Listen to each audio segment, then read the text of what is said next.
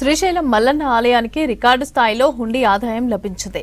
ఉగాది మహోత్సవాలలో కన్నడ, మహారాష్ట్ర భక్తులతో పాటు ఇతర దేశాల్లోని ఇతర రాష్ట్రాల భక్తులు కూడా మొత్తం 30 రోజులలో భక్తులు కానుకల రూపంలో లభించాయి. శనివారం ఉభయ పరిహార ఆలయాల హుండీ లెక్కింపులను నిర్వహించారు.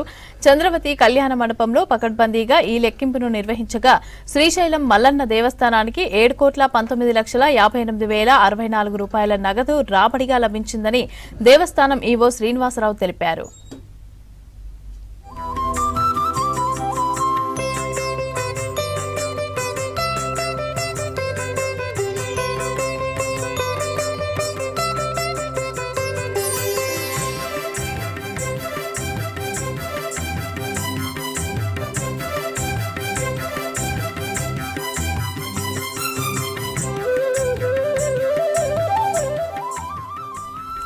ఈ ఆదాయాన్ని గత 30 రోజులలో భక్తులు నగదును కానుకల రూపంలో సమర్పించారని ఈవో శ్రీనివాసరావు తెలిపారు.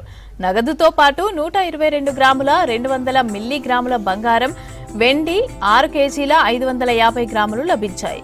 వీటితో పాటు $624, 210 UAE దిర్హామ్స్, 6 సౌదీ రియల్స్, అదేవిధంగా 10 సింగపూర్ డాలర్లు, 20 ఇంగ్లాండ్ పౌండ్స్, 14 మలేషియా రింగిట్స్, అదేవిధంగా 25 ఆస్ట్రేలియా డాలర్లు స్వామివారికి సమర్పించారు భక్తులు. ఇంకా 50 యూరోలు, 1 కువైట్ దినార్, 60 కెనడా డాలర్లు, 20 న్యూజిలాండ్ డాలర్లను స్వామివారికి కానుకగా సమర్పించుకున్నారు.